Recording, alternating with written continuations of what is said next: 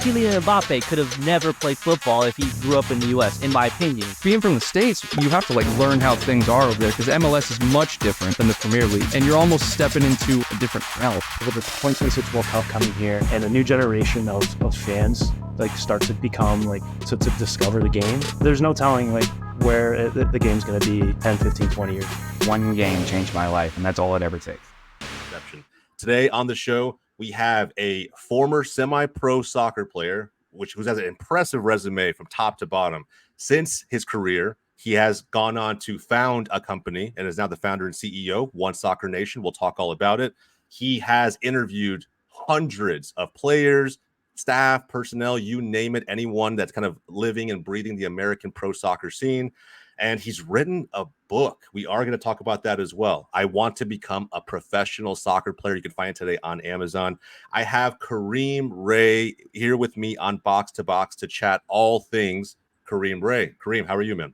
I'm good. Thank you so much for having me on your podcast, Box to Box. I'm super excited. Absolutely, man. Look, thank you again for setting aside time. It's a Friday as we record today, so I know it's not always the most ideal time right before the weekend. Major League Soccer is getting ready to kick off this weekend. We got USL right around the corner here in a couple weeks. I know you're highly invested in that space. We'll talk about it later in the show.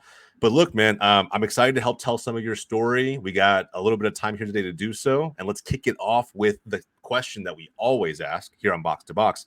Kareem, who are you today? I'm currently the CEO and co-founder at One Soccer Nation. We have it right here in the back with the jersey, alongside with our co-founder, Jay Waterman, who's also the founder of Block Station and Aliens. So I'm a bit under the weather, so don't mind me here. I usually sound a bit better, but basically my role at One Soccer Nation is I've been building it from the ground up for the last 20 years.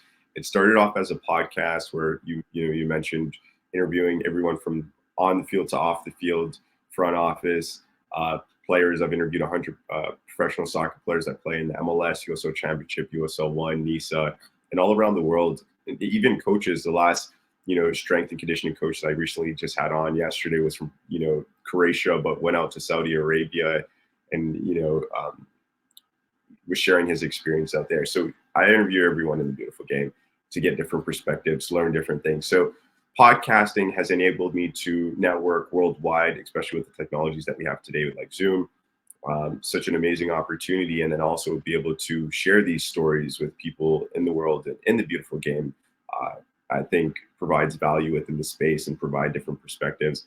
It then went on from podcasting to the business side, where I started building out the business model, the financials, projections, the one-pager offering. Started getting into the more documentation of the business.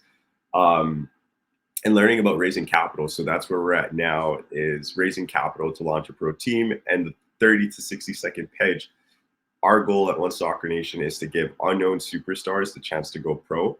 And how we plan on doing that is by selecting 100 top men and 100 top women, 80% from the US, 20% international, and guarantee, I know guarantee is a bold statement, but guarantee that that 25 out of the 100 players will sign professional contracts. And how we plan on guaranteeing that is by launching our own professional soccer team in the US, both men's and women. So it's signing 25 men, signing 25 women, in total 50 players. And it's such an exciting project. It motivates me. I think about it day and night, when I sleep, when I dream, and when I wake up. So super excited. Yeah, man, that's awesome. I love that. And that's why you're here, right? I think, when I heard about this venture that you're on, I will call it that because you are raising capital. Becoming an entrepreneur is no easy feat. But when you think about what you guys are doing at One Soccer Nation, it's so unique, right? This idea that you can potentially offer up an opportunity that players today, whether they are on that path to pro or not, can look at and say, wow, you can disrupt a space this way. You can innovate in a space this way.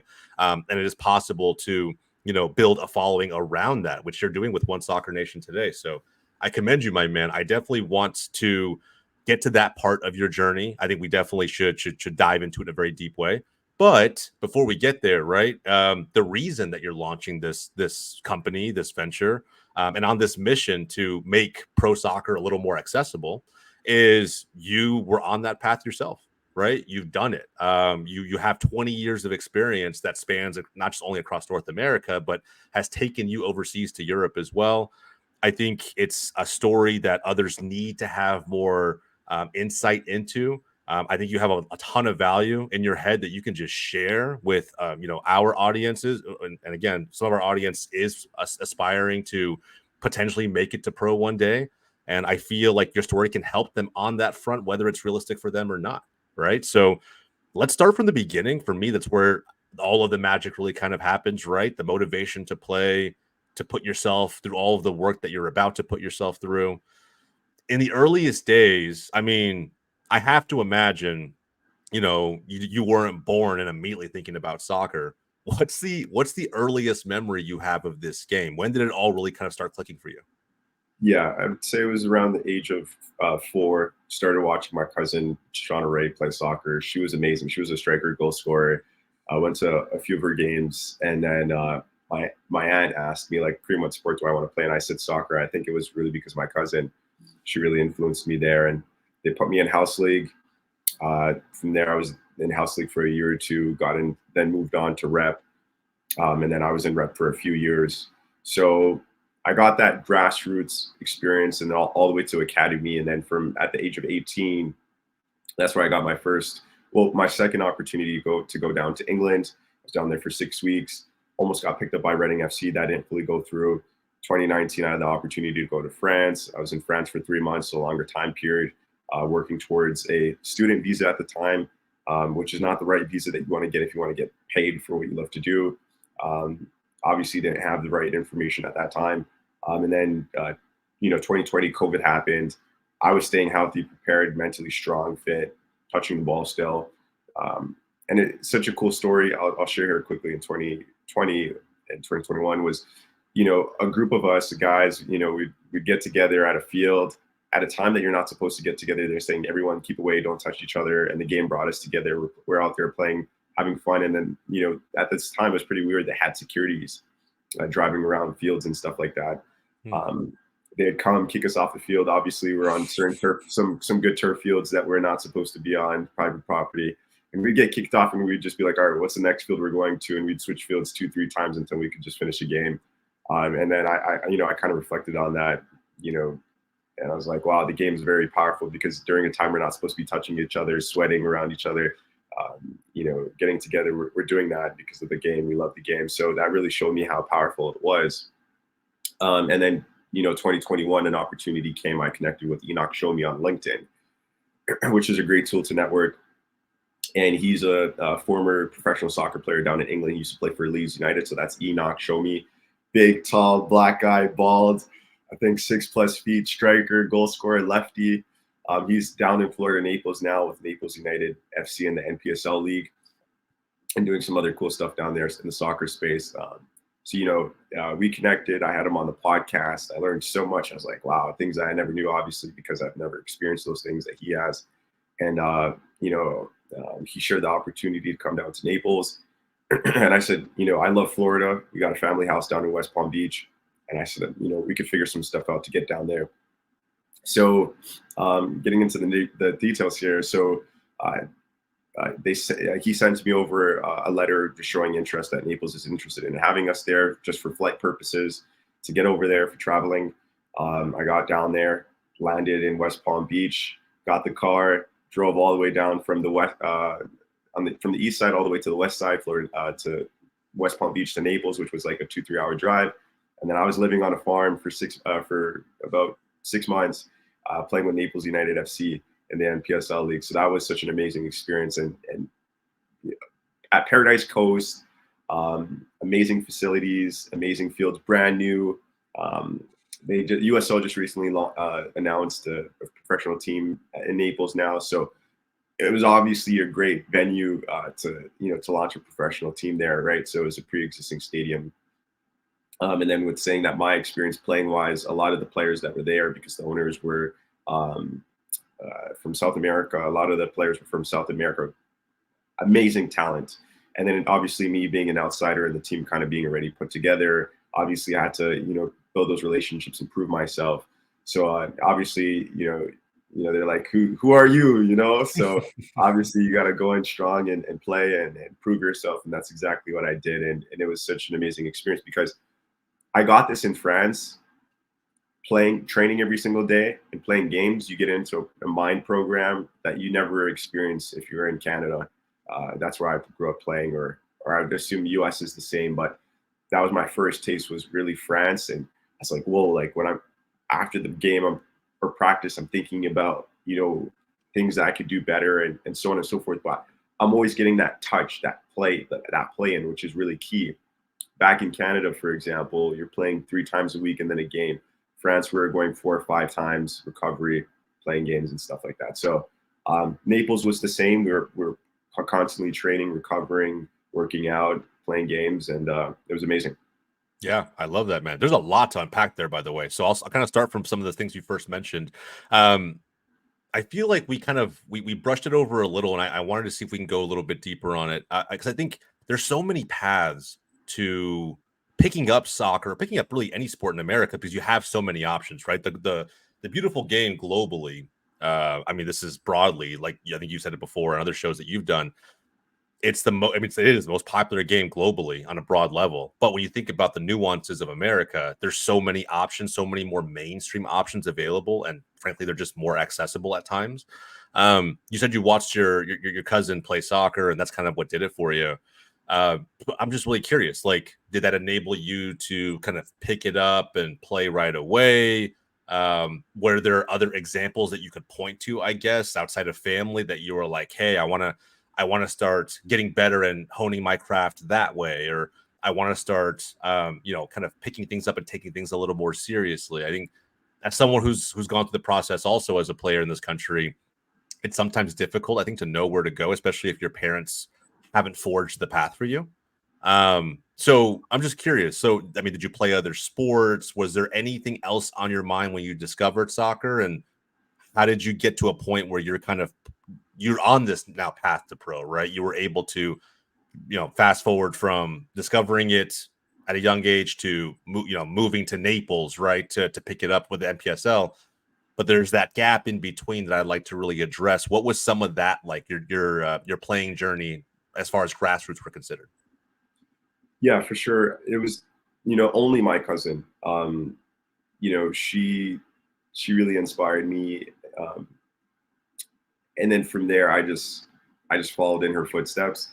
And so this is the sport that I want to play. And, obviously during school, every time we're going out for recess, 3 times a day, going out there, playing soccer, running was a big thing. I've also played other sports and done other things, but not competitively. Just on a school level, I played all levels because I had the ability to do so, from anything from cross country, track and field,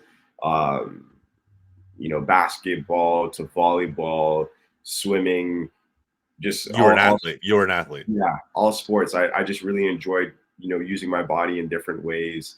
And I just had fun. If it was fun, I wanted to do it.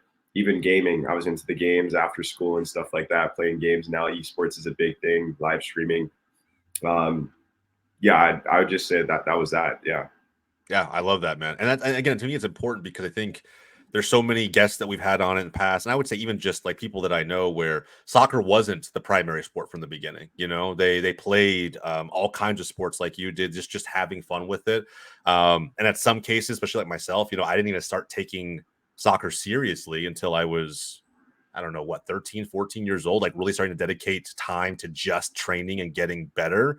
I always had a ball at my feet. I was always kind of playing and juggling and doing things on my own, right? But in terms of formalizing the game at a high level, playing club soccer, for example, there are also those obstacles here in this country, right, where you have to pay for it. It is a pay-to-play system. That does also kind of, take some talent out of our talent pool, in my opinion. But I think it's just interesting, right, to get that perspective from someone who's gone through the journey from top to bottom. What was your experience like? How much exposure did you get to soccer at a young age? And so I imagine, right, at some point in your, let's say, teenage years, you realize that, hey, I'm pretty good. I'm actually pretty good at this. What resources and tools are at my disposal to get better, right? How do I start kind of going down that path? Because again, I think for most of us, we can't really, in our minds, piece together how we get from discovering this game to being on a path to playing an MPSL or USL or MLS. What was that like for you? Were you discovered by someone, or was it simply you took advantage of certain opportunities that happened to fall your way? Yeah, I'm gonna backtrack here a little bit. So to the beginning. So shout out to my mom. I grew up with a single mom. I grew up. This is not a Canada promotion, but Canada is a great place in the summertime to visit, or unless you like snow. But I grew up in Canada, Ontario, Toronto. My mom took me to all the games. She was at every game, all the practices. I would say all the way up to the age of 16. Wow. 16, I started to take myself to all my practices and games. And then, you know, there was a time where I was playing 1 year up for Brampton Blast. And I think it was around the age of 14 to 15. So for 2 years. And I was frustrated with the club that I was at because I was like, these guys don't want to progress. These guys are not serious. You know, I really want to go pro. So I would say 14, 15 was that age for me. And my coach, shout out Coach Linford, I'll give a shout out to Adonijah Reed. He currently plays for Pacific FC in the CPL, the Canadian Premier League. His dad was my coach, and he brought me to Coach Bassam, Coach Bassam Naim was the football director and owner of A&B Academy, who also developed Adonijah Reed, which he got drafted in the MLS draft by FC Dallas, and then went on from his career from there. So he brought me to Bassam when they had some tryouts in the summertime when I was 16. And I was, you know, one of the top players there at A&B Academy, and Coach Bassam took a liking to me, and he took me under his wing.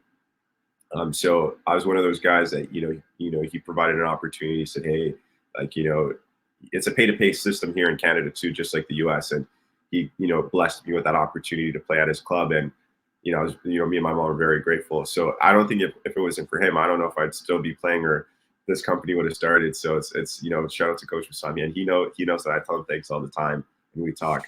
I'm trying to get him to invest into One Soccer Nation now. That's the next step. You'll get him. I have a good feeling about that. You'll probably get him. And then, man, it's crazy how often I hear that story. Really, in terms of like, obviously not your exact details, but if it wasn't for someone lowering the barrier to entry, I may not even play soccer. And think about that, right? How crazy that is. That if someone like if Kylian Mbappe had grown up in the United States, he may not have had a real chance to play this game that is allowing him to now probably be the best player in the world at this very moment. And I think it's still such a wild aspect of the game that not many people talk about, right? It does on this side of the world, unfortunately, take at times someone lowering the bar so that when they see a talent like yourself coming through the pipeline, to make sure they have a realistic chance of pursuing every dream they have within the sport. I think that's massive, man. I think, you know, obviously you obviously show a lot of gratitude towards those who have done that for you. But there's so many people that are doing that every day for other players, and it just doesn't get noticed. So I'm glad that we can kind of show that love on this show. Now, fast forwarding a little bit, right? You talked us through, you somehow got to Naples United, you're playing in the MPSL, and then somehow you make your way to Europe. And I think that is really, really interesting because many fans on this side of the world never get that perspective. You know, they kind of have this unique understanding, or maybe it's a false understanding of what soccer is supposed to be on this side of the world. But you got a chance to embrace not just what it was like to be a player there, but also to be a fan. You love this game and you got to embrace the culture and, you know, embed yourself into it, absorb it. I'm really curious, and I'm also kind of jealous because there's so many, you know, just countries you've been to that I haven't, right? So I'd love to get your take here.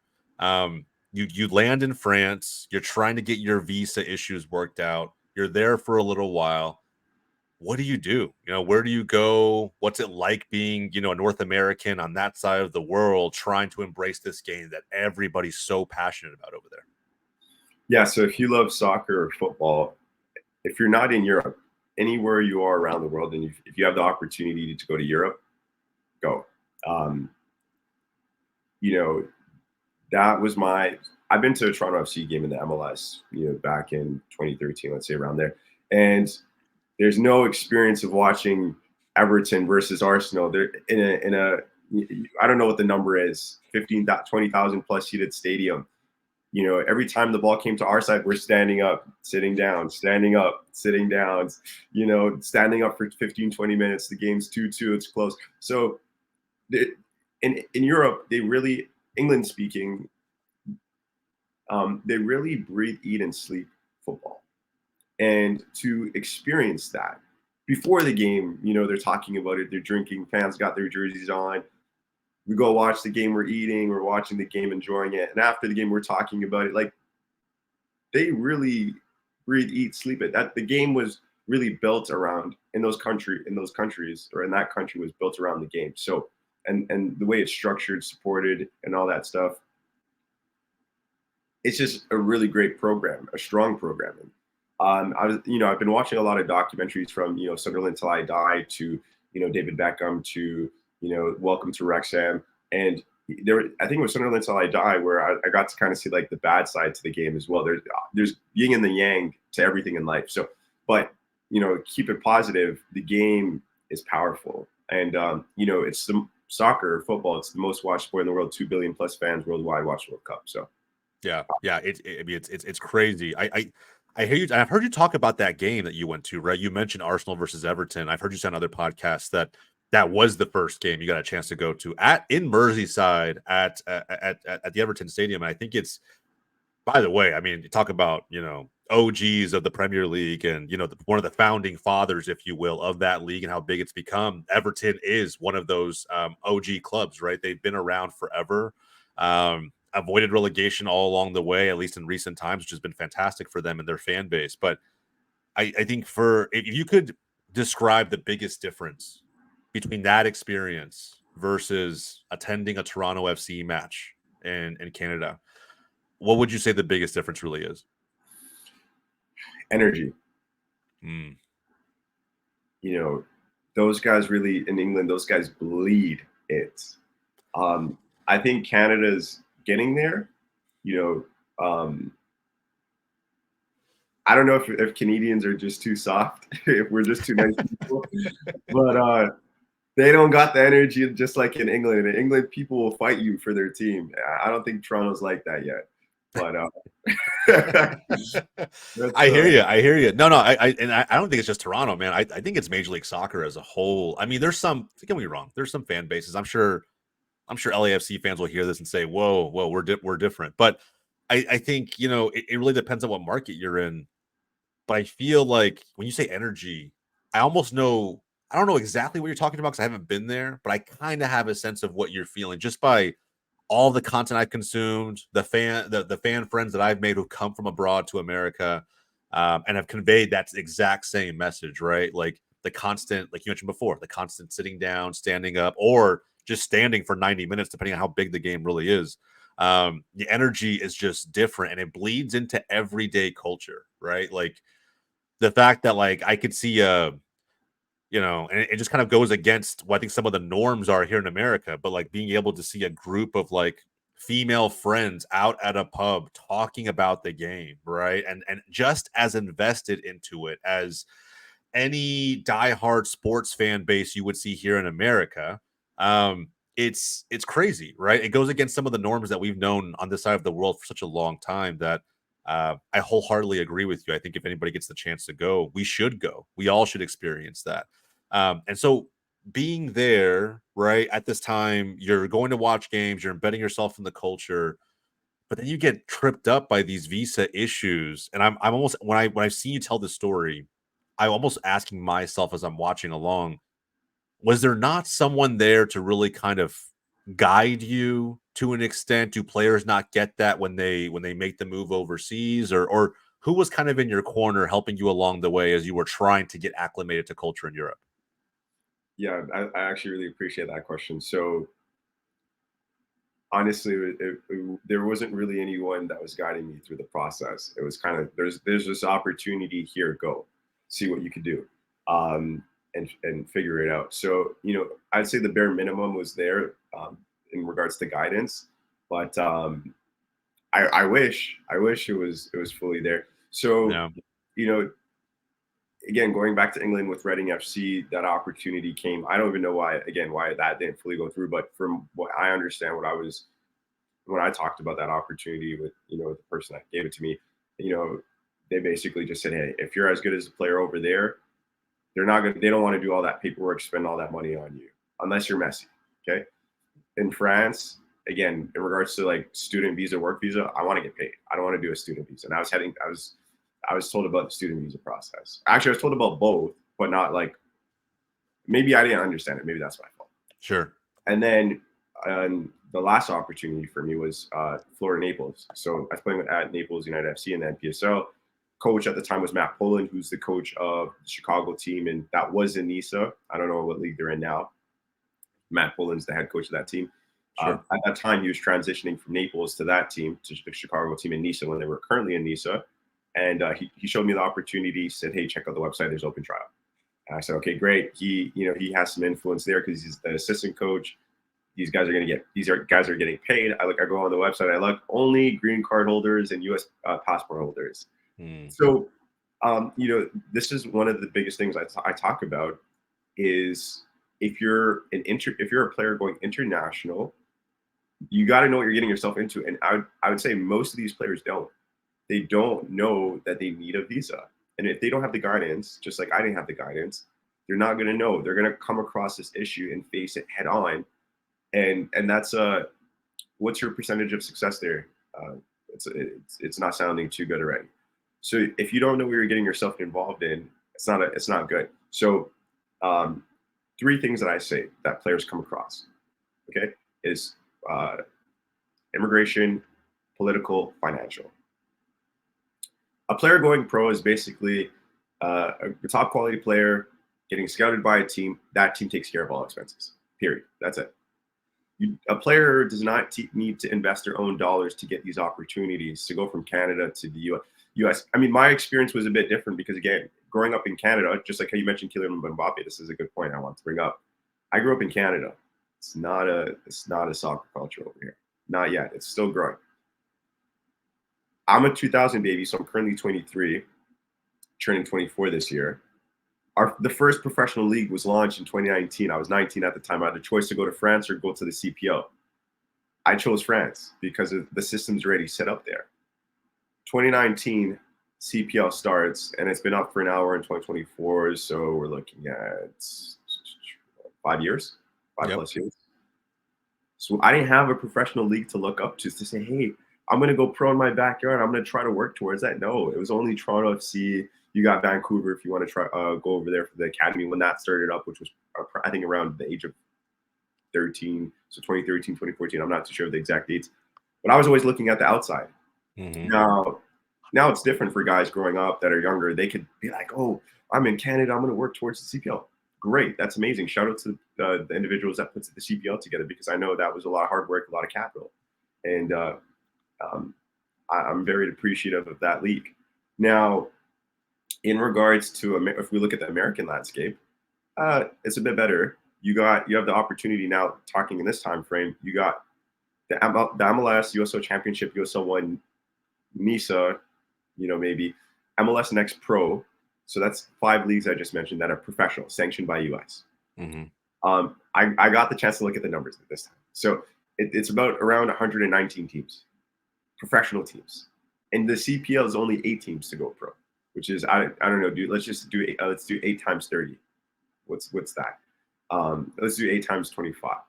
Okay, let's not get into the numbers. Sorry. You got 8 teams. That's maybe like between 100 to 200 players, professional jobs, right? Just around. You got 119 professional teams in the US. Do that times 25 players slots. You're talking about 1,000 plus playing jobs. What better odds do you have, US or Canada? US. Yeah, it's not even close. So so going back to what you were saying about Kylian Mbappe, if you didn't grow up in France and you grew up in Canada, there's no Kylian Mbappe.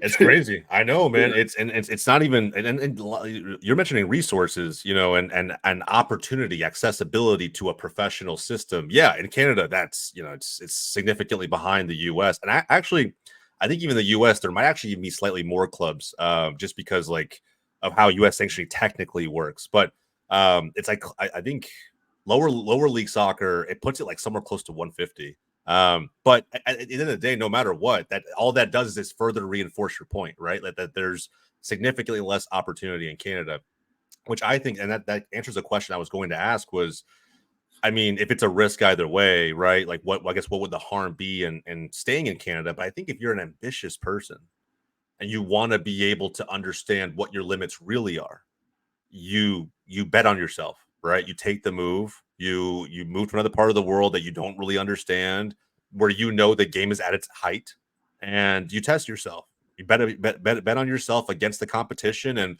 I guess worst case scenario, if it doesn't work out, right? I imagine some of this maybe crossed into your mind. There is potentially going to be an opportunity with the CPL, potentially, right? Maybe that'll work out if for some reason European soccer didn't go your way. But I imagine now, talking about your visa issues and how you didn't have someone, maybe guiding you along the way. And I firmly believe someone should have been. But I don't know. How are you feeling at the end of these issues, right? Because you must have been there for what, at least a few months trying to iron all of these out. At some point, you just decide, you know what? I'm tired of trying to figure this out. I'm tired of trying to make this work. Was that really the case for you mentally, or did it just get to a point where you couldn't do anything else about it? Yeah, so going back to 2019 France, I went through the visa process, but didn't complete it. So I was in France for 3 months playing training. As a Canadian, you can only stay in France for 3 months. So I had to come back to Canada, and then at that time I said, okay, I got to figure this out. So I'm 19 at the time. Friends are going out. I was just in France, working my ass off, trying to go pro, not spending time with anyone. It was literally wake up, train, and I was bike riding everywhere, right? Train, come back home, eat, catch the train, bike ride, work for a few hours, stand on my feet. I was working at Domino's Pizza for free because I wasn't getting paid under the table. Then I was biking back home, taking a shower, resting a little bit, taking the bike back to the train, catching the train to the field, training for an hour, hour and a half, catching the bike, getting the bike, taking the train, coming back home, sleep, rinse, repeat, 5 days a week, right? That's hard work.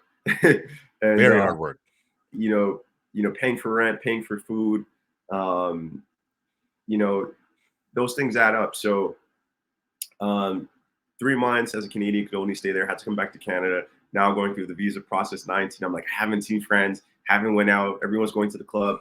Everyone's partying it up. I haven't even went to the club yet. I want to explore a little bit, see what's going on in Toronto. I always wanted to be in Toronto a lot. And then, yeah, like as a 19-year-old, you want to start exploring. So when you were being disciplined for so long and no outcome, there's a lot coming out. It puts you in a position. So at that time, I kind of just really wanted to just enjoy. And the visa process for France wasn't completed, so I never ended up going back. And then again, COVID and Naples. Now, what I will say is I'm currently going through my green card process for my US green card through my dad, and it's been 2 years process. I recently, actually, this is a story, but I recently just went to Montreal because Montreal is the only place that issues the green card. Toronto has a visa place here for the US, but they don't do the green cards for some reason. The people in Montreal are the only people authorized to do it because they're the only people that know how to do it. So trained wise. So I read that on the internet, on their website, the government. So interesting.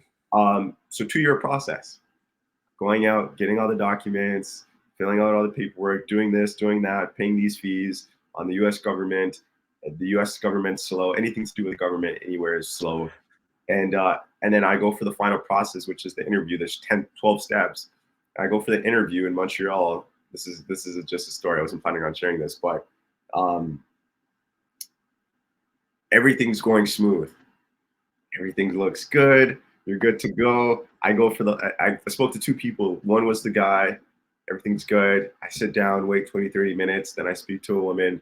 She's like, you're good to go. But she's like, would you like to apply for your US passport instead of your green card? So I was like, this is music to my ears. Oh. I could just take 1 step instead of 2. Okay, what are the steps? So, and I'm not a morning person. She's telling me the steps. She's like, these are the steps, blah, blah, blah. And I was like, this is great. I was approved for my green card. I could have just accepted it, mailed out my Canadian passport, waited for my green card, and that was it. I would have been good. But I put a pause. I was like, can I do both? She said, no, you can only choose one. So I put a pause on my green card. And I said, okay, I'll do the US passport. I leave. You have to leave your phone downstairs. You can't bring your phone with you upstairs. So I go downstairs, get my phone from the locker. I leave. I call my dad and I say, hey, can I do this process for the US passport? He's like, no, you can't. That's why we're doing the green card. I was like, oh, shoot. Because there was three other steps that we had to do for the US passport, but I could do the first two, but he wasn't able to do the third step. So I said, okay. Gotcha. I tried to go back in the embassy, and the security guard is like, once your interview's over, you can't go back up. I was like, I'm coming from Toronto. I just paid for a hotel. I paid for an Uber. I just want to get this done and over with. I've been going at it for 2 years. And it was a black security guard too. It was a black security guard too. And he's like, hey man, I know how it is. I'm from Africa. Okay, just help me out. Help a brother out. And he's like, no, he's like this policy or whatever. And I was so frustrated. I was there for another 20, 30 minutes trying to negotiate with the guy, trying to talk to the other security guards. And man, yeah, I left with no green card. So now where I'm at with that is, so I have a year until they terminate it. So it's been about 6 months. It's going to be 6 months in April. So I got to figure out how to complete it. But I'm good. Like everything's approved. I just should have accepted it. I basically denied it, put it on pause, and live and learn, man. Yeah, live it. Yeah, I could totally hear it in your voice. I could see it. I mean, I think it's difficult. I agree with you, man. This is again, these are all, you know, it's like ways of life teaching us, right? You know, you kind of have to go through the hurdles and misstep a little bit to really get on the right path. But man, I mean, I can only imagine how frustrated you must have been when you could not get back in, and that, you know, the situation just kind of is what it is. I don't envy it at all. And yeah, man, it's I can only imagine. But anyway, I think one thing I do want to say though is yeah. for players and families as well. You could hire an immigration lawyer to pay to, you know, to help you with that process, but it is costing, you know, we're in the thousand zones. You either want to spend time or you spend money, so you got to choose. Like most things, right? Yeah, you have to trade off the value. I think, look, again, the overarching lesson here, right, is that do your homework, understand what has to go into the process, where you play into it, what your options really are, and then pick the one that aligns best with what you have, right? If you have money, great, pursue that option, expedite it, whatever it may be. And if you don't, you know, understand that it's going to take a lot of time to get where you want to go, but that ultimately may be okay, right? And I'm sure you use these lessons to propel you to where you are today. And I don't want to fast track from you know, your playing days and what you've seen abroad too much, but I do think this is a good chance for us to segue a little bit into. Look, I'm not going to come up here on this show today and say that your playing days are done. I think that that's totally up to you. You're still at an age, a prime age to keep playing if you really wanted to. So at 23, 24 years old, man, you're in the prime of life. Let me ask you before we jump into some of the entrepreneurial adventures you've been getting into. Are your playing days done? Do you think you're going to go back and try to keep playing, or have you hung it up? You know, I sit on the Kid First Sports podcast by David Balesiro. I'm saying that wrong, but on David's podcast, that, you know, basically I'm kind of done. I enjoy the business side more than the playing side because of the control aspect and, you know, being able to know to navigate the ship where we want to go. Yeah. But recently, actually, because of, you know, health, because of keeping healthy and fitness wise and just playing recently, it's so fun. Playing is actually really fun. There was actually a point, you know, even with professional players, I hear that the game starts not to become fun because it really becomes a job, and you got to produce results. So for me right now at this time, I'm currently playing men's. So every Sunday I'm playing, and I'm enjoying it with a whole bunch of Jamaicans down here in Canada. So I'm enjoying it right now. I do want to get back into it competitively, organized. There's something called League One here. It's quote unquote semi-pro in Canada. I want to get back in the system, but I do travel a lot from here to from the U.S. and I want to start going to more places. So I want to attend the World Football. I've been to a lot of events in the U.S. soccer-wise. I want to start attending events internationally. I want to go to the World Football Summit in Mexico or maybe Saudi Arabia or Spain. They got ones coming up soon. You know, start building more international connections and expand my network that way. A lot of my network is, you know, in the U.S. is very strong in Canada, but I said it was over on his podcast, kind of, but on this podcast, I'm gonna bring it back to life. I think, again, I think I want to get back into it. Yeah. I love it, man. I love it. That's good to hear. I'm not, again, I don't think I pull one way or the other. I want to be massively supportive of whatever you decide to do. But I will echo the sentiment that you just kind of said there. I mean, at some point, you know, and I think maybe it's the American, maybe it's this hustle culture that we have here stateside at times. When I played college soccer, it felt like a job. I'll be honest, it was the first time my entire life that it felt that way. And it wasn't just me. I had several other friends and former teammates who echoed the same message. And you know, I don't know. It made me feel at times that like my passion wasn't big enough for the game. Like it was a weird, super weird feeling. And you know that led to other negative feelings. Like, was this the path that I should have been on from the beginning? Did I take a misstep in what I wanted to be doing in college? And is it too late to turn around and do something else? And fast forward to where I am today. As a 32-year-old, no. I mean, it's you learn as you keep taking steps throughout your life, but there's no such thing as a wrong direction. You just got to make sure that you understand what your options are if it doesn't work out. But I think that that's something that a lot of players potentially struggle with is like, how do you stay motivated when you feel like it's a job and it's just like something you have to clock in and out of, and maybe you're not getting as much out of it as you used to, and therefore the growing pains are that much more difficult to really kind of get around.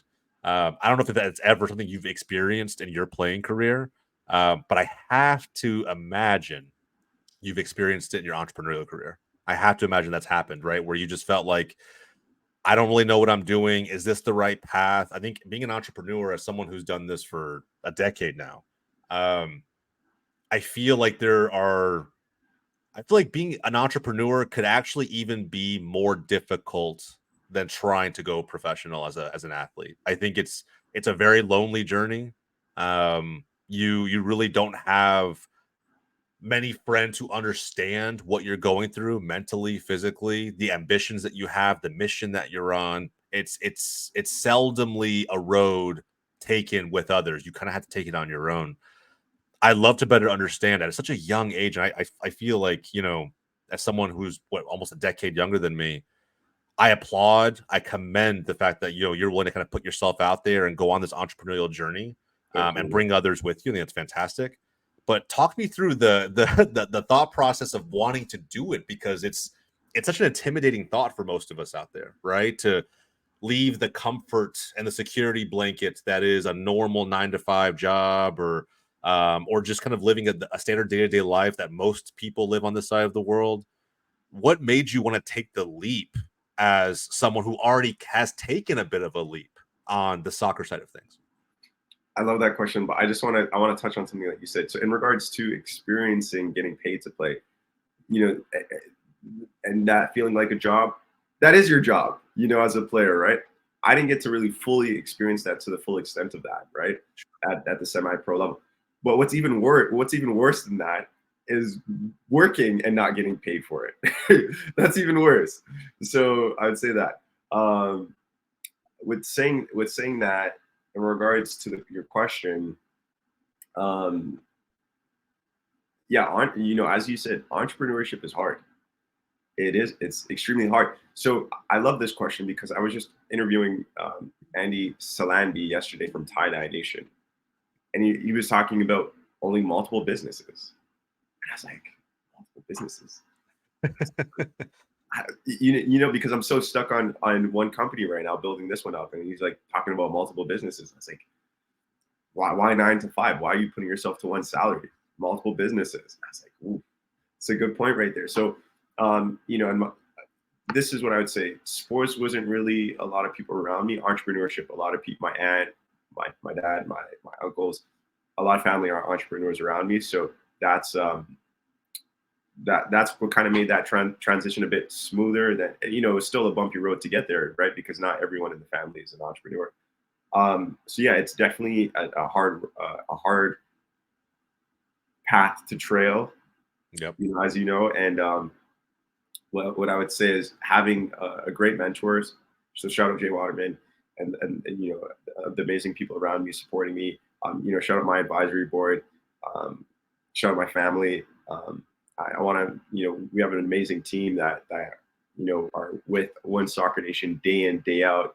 I'm not going to name drop everyone here, but they know who they are. And I'm just so grateful for the great, surround yourself with great people that support your mission, that believe in your vision, because you're going to have close people that don't, that are going to go against you, and so on and so forth. So you just got to make sure, you stick in there. Yeah, a cold blind Napoleon Hill, a quitter never wins and a winner never quits. So, just stick through it, figure it out. As an entrepreneur, you're always going to be, putting out fires and survive. And if it's not this one, it could be the next one. And if it's not the next one, you just got to keep going. Yeah, absolutely. But I think that's also something that's very, very easily said, much more difficult to do. And as someone, who I feel like I kind of pull this from one of my, I call him a mentor, but he has no idea that I exist. I just read everything and watch everything and consume everything that this man speaks. But Alex Hormozi is someone that I look up to as a business mind. I think the content he puts out is fantastic. It's very tactical and can be used. But some of his more philosophical stuff speaks to me and has spoken to me over the years because of, unlike you, where you've had some folks who have been an entrepreneur in your circle, right? I didn't have any of that.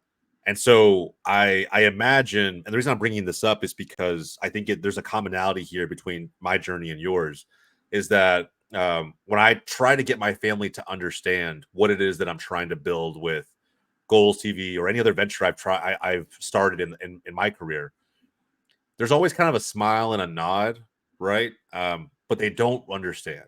I know that they don't understand. I know it's something big that I'm going after that they don't have purview into. It's not that they're not supportive; they are massively supportive.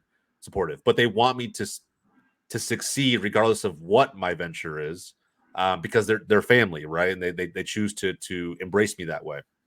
I love that, but it still makes entrepreneurship a lonely road. And what I'm getting at is, in an occupation like entrepreneurship, and I'll call it an occupation, you need something to keep driving you day to day, when it's more likely than not that you're not going to see results.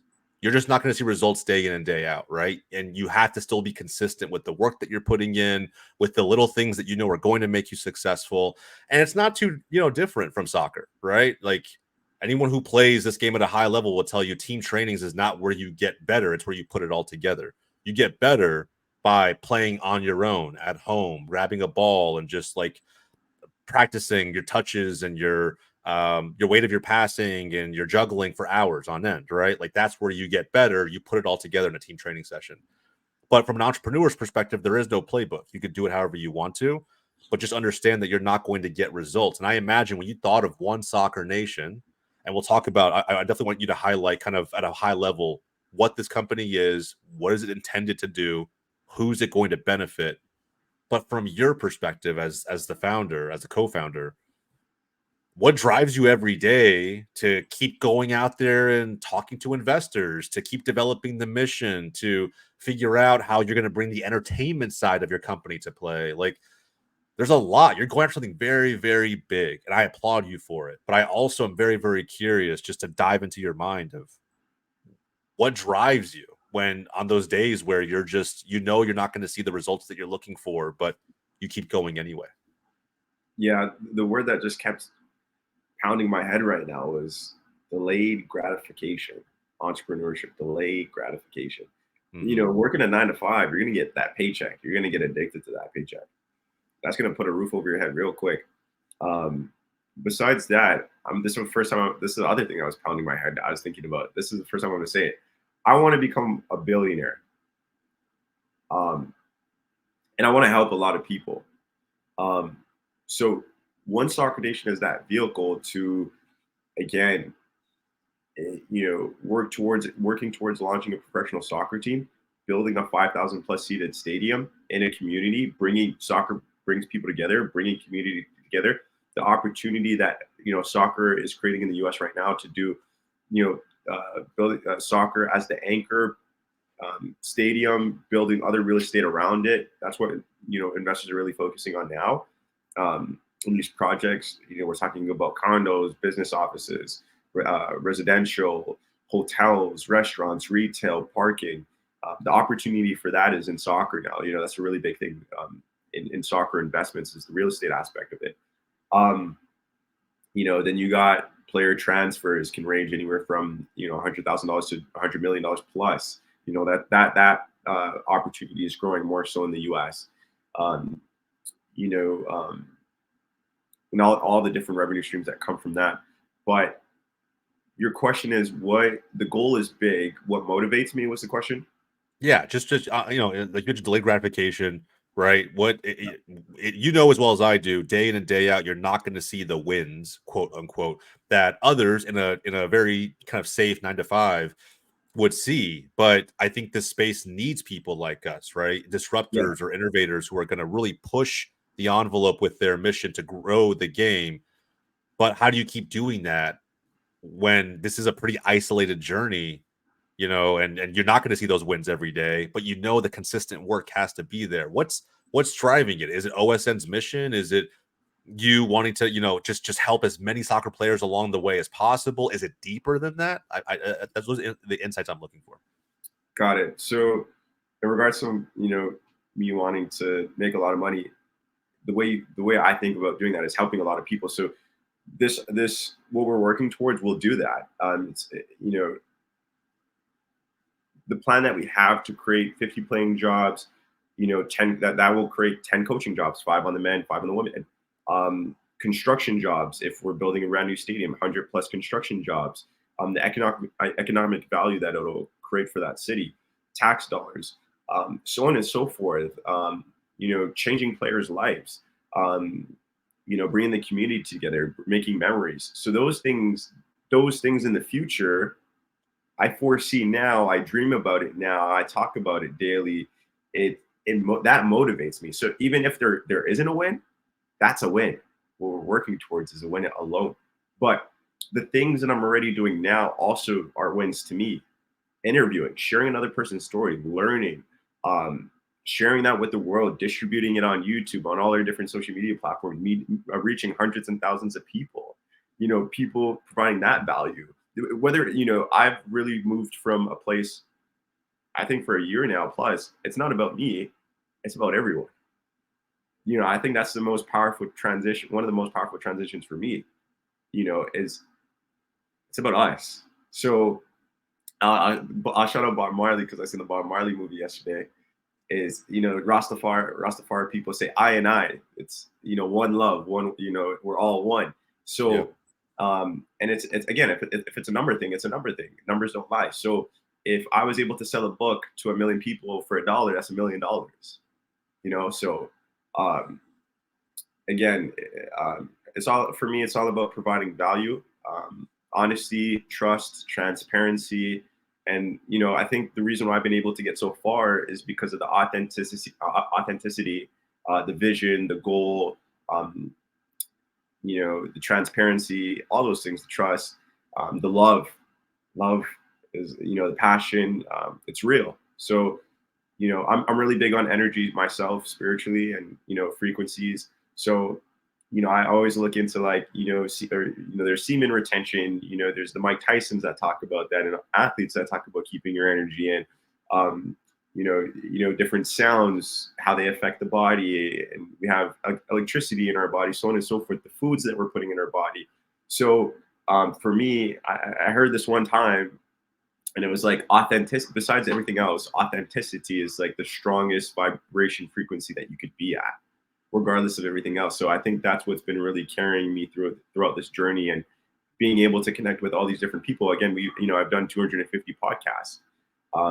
And I think, one of my favorite interviews to do is club owners, guys that are, 25 million net worth individuals plus, that own these clubs, that are doing it. Again, it's all about doing it, right? Because an idea is cool, but actually doing it, executing it is the most important thing. And, I've been using those contacts. So, I've been calling them I've literally this week been calling them, giving them calls, asking them for feedback about what we're putting together, and, what are your thoughts? What are we missing? What do we need? What do I need to talk to? And it's exciting. They want to help, they want to mentor, they want to, share in it. And I'm just very appreciative of those relationships, and really value them. And the next step is for them, hopefully invest in somewhere, some form. But aside for that, I think their investment already with time is already about value, value enough. So yeah. Hell yeah, I agree wholeheartly, and I'll pull a couple things that I extracted from what you just said. I think you gave us a lot there. I think the biggest one was, you know, what you've just I mean, I imagine just creating the content that you have that obviously plays directly into the mission of One Soccer Nation and building this club from the ground up and offering opportunities of accessibility to players who maybe just wouldn't have had those opportunities. That's great, but with a big enough mission like that, it sounds like the connections that you've made along the way have just reinforced your mission, if anything else, right? Made it stronger on some of those days where maybe you were a little more tired, you maybe didn't have the energy that you thought you needed to have. I imagine you walked away from some of those interviews feeling more energetic than ever. I think that people are who are on a similar path or mission are contagious in that way, right? They inject some of that energy into you. But I still think that, you and I both are kind of in this, we call it this rocky cutscene, right? Where we've somewhat outgrown some of the friends and connections that we used to have from the former, chapters of our lives that we're not so adamant about anymore. But at the same time, we haven't gotten to the point of success and scale that allows us to be in the same circles of successful people that we want to be with. We're kind of in that middle ground, right? Where we're in our rocky cutscene. We're doing all the work that nobody can see. We're doing it for us day in and day out. No one's giving us applause. No one's patting us on the back. You're kind of just, using your mission and your connections to motivate you every single day. And I think that plays right back into, your mission, your story as a player. And frankly, that's the value that I think other players or other aspiring entrepreneurs who are in this soccer space that we live in, that's the value they can pull from this show. Is you're not going to constantly get the applause from everybody along the way, but that's okay, because this is what this space needs right now.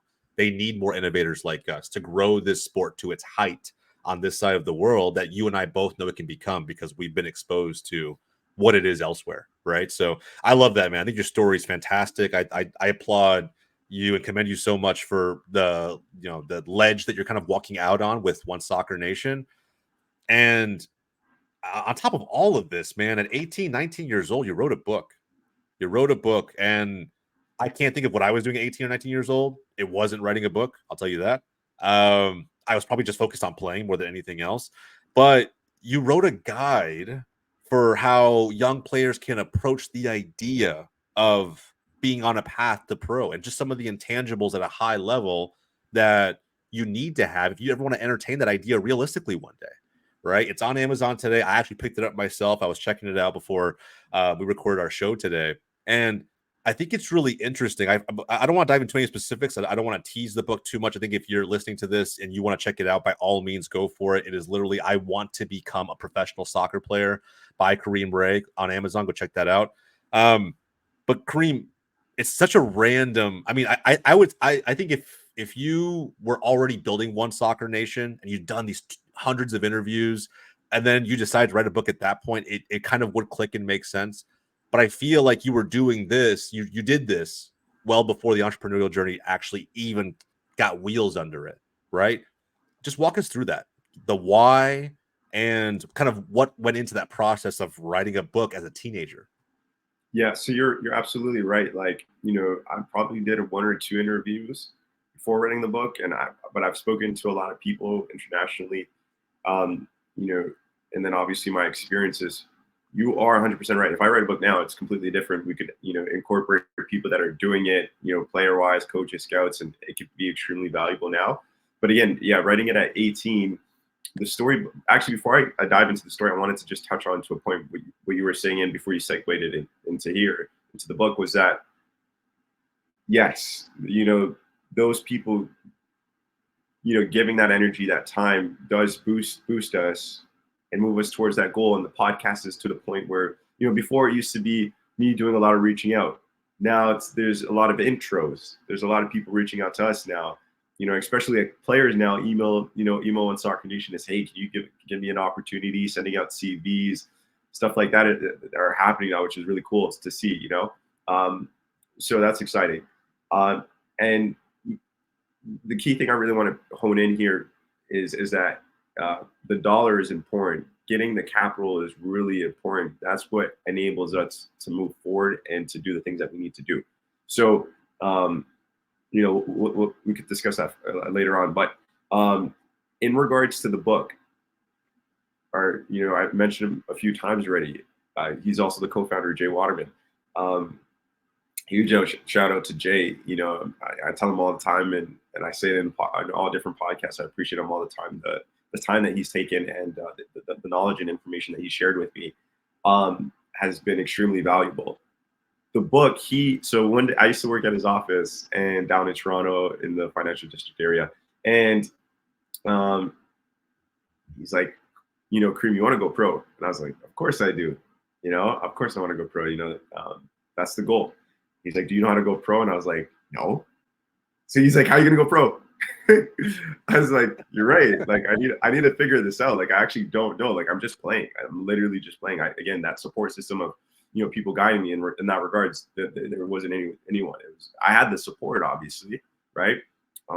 Financial support and family support and all that stuff. But like, in regards to direction, whether it was going to school and then trying to pursue pro that way or going international, there was no blueprint. I was figuring it out along the way. That's really what Soccer Nation is. That's what the book is the blueprint. So he's like, okay, well, if you don't know how to go pro, you're not going to go pro.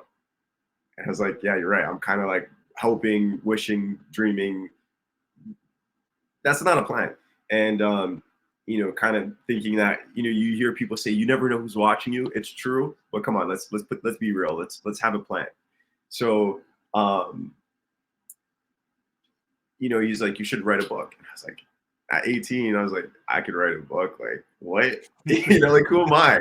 That's literally the first thing I thought is like, who am I to write a book? And you know, it's just, you know, it's pretty interesting. Like, I'm kind of fast forwarding here. When I did write the book, it kind of felt like that. Like, you know, I kind of got that. It was like, either I got like, holy shit, this is so cool. Like, you wrote a book. And then it was kind of like, bro, like, you wrote a book? Like, you didn't even go pro yet. You know, so but I imagine you kind of taught yourself, right? While you were writing this book, I kind of see what Jay was talking about. Like, you know, it's like, if you want to learn a subject out there, the best way to learn a subject I've always thought was to become a tutor. To tutor somebody on how to approach that subject. And by extension of that, you're going to learn. Was it kind of something like that with the book? Exactly that. So he sent me a video. He said, watch this video. This will teach you the steps to take to write the book. And I was like, okay, cool. I watched it, obviously a couple of times. So, you know, I started off, start with the chapters.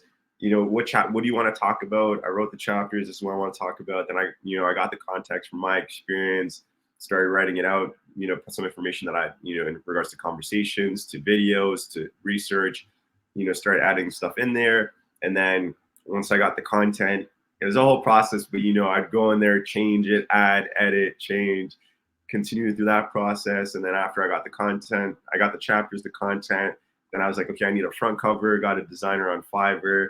Then I need a backbook blurb, did the backbook blurb. And then I was like, okay, I got the book all put together after a few months. And then I was like, okay, it's time to publish it. That was the whole process after I completed the book, because it was like, holy, I gotta share this with the world now, and you know, I'm gonna be judged. People are gonna judge this. So that, you know, it was until a certain time has passed where it's like, holy shit, like I gotta publish this. Like I already wrote it. So I gained the confidence. I was like, okay, I'm gonna put it out. Went on KDP, Kindle Direct Publishing, and you know, it was a simple process. It takes like 10-15 minutes. Got it up there, and then it was shared. You know, that was a whole cool experience in itself, because it was like people that I didn't know were buying the book, people that I knew bought the book, and it was like people are buying something that I created, from like literally an idea in my mind to something digital that became physical.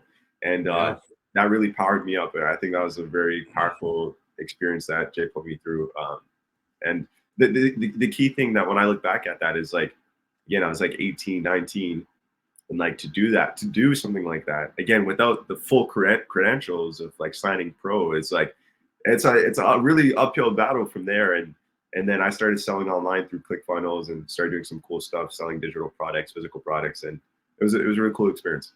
I love that, man. And like, I think what it kind of did, I think without you even realizing it, is it reinforced that you, even without the quote unquote credentials, right? Because that's really what entrepreneurship is like you're giving yourself the license to go out and sell something that users and consumers are going to buy, right? Sell something for money. And it almost reinforces the fact that you can create something massive like One Soccer Nation and have users buy into it mentally, tangibly with their money, or investors with their investment and capital, right? Like all of those things, it's just like the book kind of reinforced that, right? You got a 4-star rating on Amazon. You have multiple ratings and reviews. Like, no, there are so many publishers or authors out there who never get that far. They never get to that point, right? It's kind of like podcasting, even what we're doing today. Like, I think that I saw a crazy stat. Like the top 1% of podcasters don't get beyond like, I don't know what it is, like 20 episodes, like 20 videos uploaded, or 20 episodes of their pod.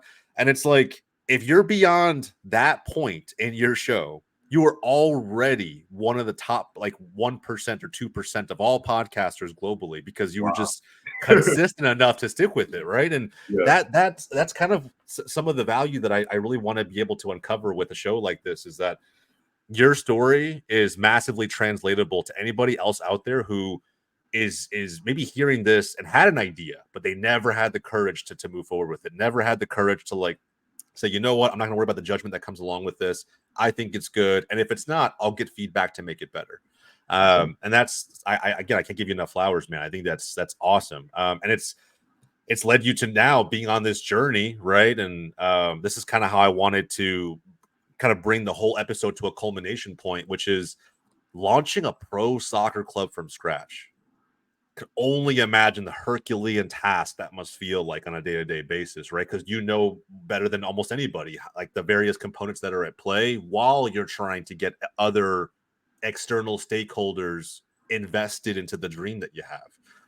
And the dream is massively impactful. It's disruptive. It's not the traditional means of being recruited to play professional soccer. So there are a lot of elements at play. I'm really curious, right? So you're doing this from scratch, and when you think about what this pro soccer club is going to be able to offer, why this path, right? Like if you were to launch a pro soccer club, I imagine you're doing it differently than others who have gone down this path, right? Why do you want to do it in a way that, I don't know, pulls in these players in a contest format?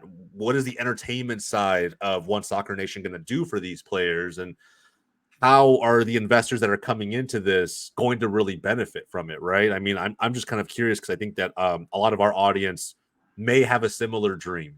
And I think that you can paint a realistic picture for them in terms of what they can expect and some of the learnings that you've kind of derived from the entire process. Yeah. So let me set the record straight here. So before the tryout, there's a lot of behind the scene works that have to go first before this tryout, because we can't guarantee something and it's not going to happen. We got to make sure that it's going to happen before we guarantee it. So a lot of the a lot of behind the scene work that's going on right now is communicating with the league. This is what we're working towards. This is what we put together. So I was supposed to head down to, I'm not going to mention the league right now, but the league that we're heading, that we want to go towards. I was supposed to have a meeting at the end of this month to present with them in regards to what we put together.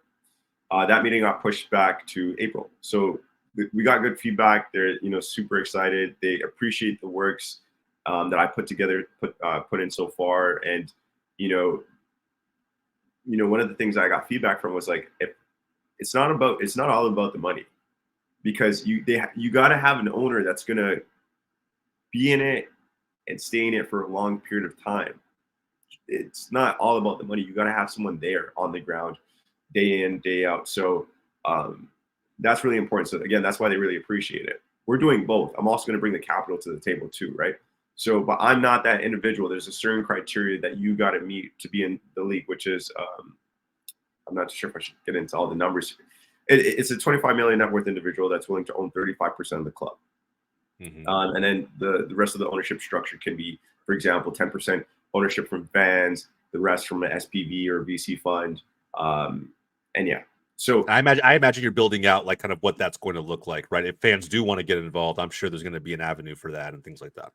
yeah, 100%. So I could give it to you right now. So like 30, so the 25 million net worth individual has to be a 25 million net worth individual that's willing to own 35% or more. So let's just say he owns 40%. Fans can own 10%. So we're at 50. And then let's just say the SPV fund that we put together with One Soccer Nation special purpose vehicle is going to own the remaining 50% because we're pulling in minority owner investors investing anywhere between $100,000 to $1 million. Now we got the funds. We could then go to the league. You know, the process for that is an expansion agreement. And then once you get the expansion agreement, you got that for a few months. And then, you know, franchise fee. And then from there, now you got to market. Once you got to market, you start building community, start building fans, social media, you know, start building that out. And that's what these guys are doing. And then again, the excitement for, you know, the opportunity for real estate is amazing. You know, obviously land costs are, you know, it's expensive depending where you're going. And then, you know, all these things, you know, now we're getting into political stuff, right? You know, city leadership, commerce, government. And, you know, I'm not a political guy, but I'm interested to learn more and see where that goes for me. But you got to start building, you got to have those connections, relationships to push things forward. And these things take time. So it depends on how big we're going. Our goal is to get in for the next 2 years. So I don't know exactly at this point in time until we get the market, how long it's going to take for us. But, you know, go big or go home. So we want to go big. And if it's going to take time, we're willing to do it. But again, you know, I've been in soccer for, you know, 20 plus years. And you know, on the investment side, I'll be in it for a long time. So, you know, I'm prepared mentally, and we just got to we got to find the right market, build out those relationships, and then get the right investor in, and build it out. So that's where we're at right now. Is we got to figure out what market we're going into. There's some conversations in regards to current club owners, like I can't speak two specifically. There's been a few more other conversations, but I'll stick to two, where they have clubs with the brands, players, they have it built out. They just need the PTO, primary team owner, and some investors, and we might be able to help facilitate that. And then there we go. That's a way in, or maybe we just go our own way. We find a market ourselves, and we navigate it through that. So there's options. Again, as you can tell, I'm super excited, and you should be. It's you know, again, I spent a lot of time learning, researching, networking. You know, I've been building out the relationship with the league for about 2 years now, and it's no joke. Again, I work hard, you know, and I'd say back in 2022 is when I started to work smart. So I do both now. I love that, man. No, I could tell. Yeah, you can hear the energy in your voice. It's conveyed across the wavelengths of this show. And I would say like that. Obviously, that energy is going to keep you going. But look, I would say too, man. If anybody who's obviously tuning into this part of the episode, if you feel like you're in a market that needs a team, a local team to go support, I mean, let us know in the comments down below, because I think there's a lot of opportunity in this country. The country's so big. There are so many communities that are ripe with opportunity that just unfortunately, right, they've never seen expansion head their way from a soccer perspective, or maybe they've never entertained the idea. They've always been a mainstream, I don't know, NFL market or NBA market, something along those lines. And maybe soccer has now grown to a point where that community is ready for something like this. And I think the one part we didn't really touch on a lot was just the entertainment side of it. I definitely want to hit on that, because I think it's the one part of this that I think we need more of in this country is, man, you're going to document all of this. You're going to give a real lens into what players go through, not just physically on the pitch trying to, you know, make it in a tryout for a pro team, but on top of that, mentally, right? I imagine you're going to be talking to these players, getting the nitty-gritty details. They're going to be vulnerable in a way that many of them probably haven't been vulnerable on camera and things like that. It's going to offer such a raw, authentic view of what players go through and why you're doing what you're doing with One Soccer Nation. If you could just give the audience, you don't have to give us, I know not a ton of teasers, right? But you've already kind of put some stepping stones in place on the entertainment side of things. Sorry, I can't talk today. What does that process look like? If you can tell us who's involved, that would be great. But again, I won't hold you to that too much. Yeah, for sure. So I'll get into the details of that. So again, setting the record straight from the, what I just previously said, that's the behind the scenes work. That's the hard work. What we're talking about here is the fun part. So it's going back to what I'm saying about One Soccer Nation giving unknown superstars the chance to go pro. I want to shout out my advisory team. So currently we have on Chris Keeney, Fred Mathis, Sharice Backus, Quincy Mariqua, James Genosis, and then our co-founder Jay Waterman, and then myself. So everyone besides me, I'm working towards it, but those guys are very, and girl and women are very seasoned people within the space. They've been in the game for a long time. And mostly everyone's from the US. So again, they believe in our vision, they believe in me, and I'm just so appreciative and thankful that they're on our team, working with us and building. Now, in regards to, going back to the nitty gritty, once we get all that set up, then that's the point where we get to the guaranteeing. We can guarantee that these players sign pro contracts. So we're going to host a tryout, invite the players. At that tryout, we're going to create a reality TV show. So we're going to capture all the drama, emotion, and excitement of the players going from amateur to pro. It's an opportunity for them to change their lives, their generation, and family. So it's exciting. As you mentioned, we're going to document it all. Think about a Formula One. That generated. I was reading, it was like 360,000 plus new fans for F1, including me. I'm one of those fans. I never watched F1 until the documentary, and I'm about to watch season 6 right now. It just came out. I love it. You get to see that really high profile lifestyle. NASCAR just came out with one. Think about the Ultimate Fighter. Think about Welcome to Wrexham. So, Sunderland Salai Dog, really capturing different aspects of the front office, on the field, off the field. It's such an amazing marketing opportunity for fans to get different perspectives besides just going to a game or watching a game 90 minutes. You're getting a deeper dive into players, and I think that's what you're seeing a lot now being successfully marketed on social media. Fans seeing their favorite athletes behind the scenes, what they do, what they wear, what they eat, what they drive, what they think. Fans want to see it all now, what we're seeing with the digital age. And I think the reality TV show is a great opportunity for us to market, if done correctly, market it worldwide, get eyeballs worldwide, create a support system faster in the first 2 years. If we could, let's just imagine right here, just imagination, if we were able to create 100,000 fans on all platforms, that support system going into funding the team alone is amazing. And we'll create we might not have to lose as much money in the first 2 years because, these investments are capital heavy. So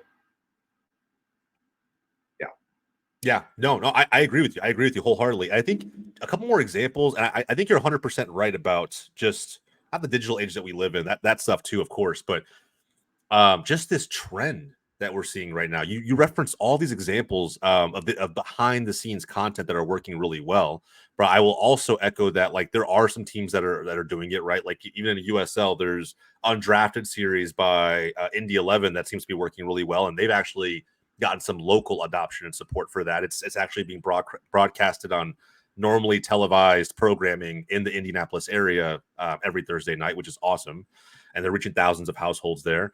I think even like on YouTube, right? Like we're seeing this trend become massive. I think of someone like, if anybody here, that's tuning in follows fitness at all, like this guy, Sam Sulik, has popped up out of nowhere and like he's reached a couple million followers and he doesn't do any professional editing to any aspect of his channel whatsoever. Not the thumbnail, not the behind the scenes content. A lot of his content is just him talking to a camera and being real and just showing. Showing the drive to the gym. He's talking to the camera while he's lifting. He's explaining why he's doing what he's doing, the grocery runs that he goes on. I think it's all building up into just what fans want, which is like the deepest, most meaningful connection to a creator or a piece of content imaginable. And that to me is kind of what we're going to see more of. I honestly am surprised. I feel like you're onto something that I feel like other clubs and leagues here in the United States and in broader North America should be embracing. If we want to give exposure to the back end of this game that's going to make it more relatable to new fans, that's got to be an avenue that we really entertain. It does require a significant amount of investment. Don't get me wrong. I'm not naive to that part. But I think it's something that should be entertained more simply because the fans want it. And I think it's going to make the stories that much more relatable. So yeah, man, I applaud you. Before we wrap the show today, I do have one question. I always kind of wrap shows this way. A bold prediction for soccer in North America and what this could look like. You're sitting at the heart of it all as potentially someone who's going to organize club ownership. What do you think needs to happen? Maybe over the next, let's say, few years, right? We're in the most exciting period of probably in American soccer history, right? Where we're in 2024 now. The Copa America is coming to the States. Next year in 2025, the FIFA Club World Cup will be here. And then in 2026, the World Cup will be here. This is a massive opportunity for us to take advantage of every opportunity to grow this game. What would you say would need to happen for soccer to overtake some of the more mainstream activities or even sports on this side of the world? Not to become the next NFL, right? But could it ever compete with the NFL or the NBA or I don't know, hockey from a Canadian's perspective, or again, soccer down in Mexico? Like, what's it going to really take to hit that next level, that next ceiling? First thing I think about is promotion relegation. But MLS closed shop, USL closed shop. The structure, is it, I'm just speaking surface level here, just off the top of my head. Does USL package their league and sell it to MLS? And then MLS, create that? You don't know. I'm just making I'm just throwing something out there, just an idea. But it's not crazy though. Alexi Lawless has suggested the exact same thing you suggested. Oh wow. I've had him on the podcast in person down in Philly for a minute 30. I'm telling you, man. You put that out there. That's crazy. Wow. It is. Yeah, you just really put that out there. But I'm telling you, he said that verbatim on his own State of the Union soccer podcast. His own pod, he mentioned like there should be a real opportunity for at some point down the road for MLS to acquire USL for the betterment of the sport here. But maybe I don't know. Maybe there are too many differences between the two leagues. Who knows? But yeah, man, it's not crazy. It's not crazy. So I spoke to someone from one of the leagues, and yesterday, actually, he was mentioning that expect to see something before the World Cup. So I'm pretty interested to see. Look, I don't have the data, I don't have the numbers and statistics in regards to what's going to really make the impact if soccer is going to pass all these other sports. What I do know, surface level. Soccer is watched by 2 billion fans plus worldwide, FIFA World Cup, and it's coming to the World Cup Canada and Mexico in 2026.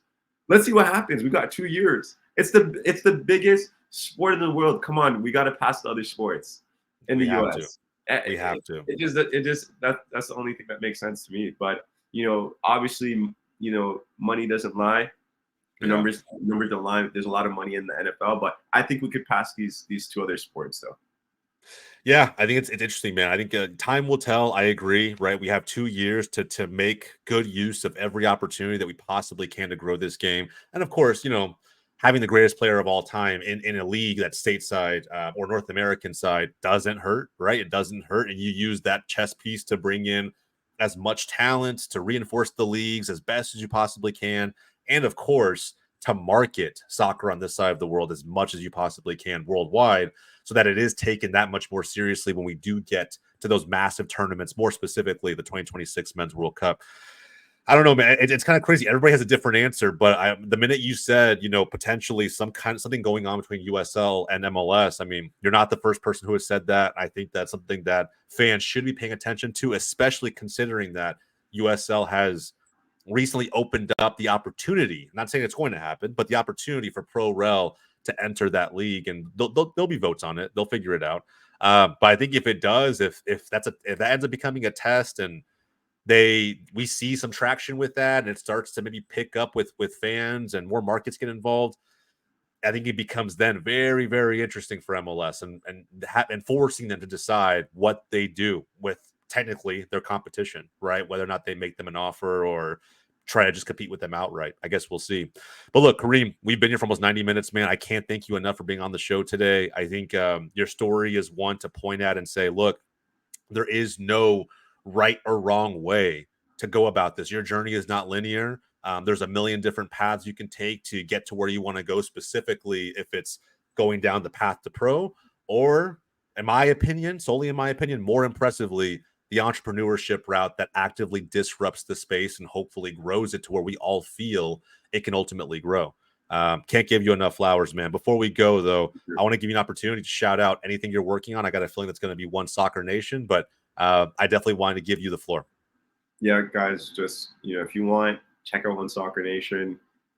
We're on all platforms, and I'm just so appreciative for this opportunity and all the flowers that you've given me. And I'm looking, it was such a great time on the Box to Box podcast, and I look forward to having you on the One Soccer Nation podcast.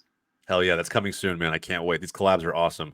Well, look, we're going to link everything One Soccer Nation and Kareem Rae down in the description notes below. So go check that out. Go follow him. I think if you really want to be along for the journey with someone who's actively trying to build a new club from scratch in one of the most unique ways possible, you're definitely going to want to follow One Soccer Nation. So again, we'll link everything there down below.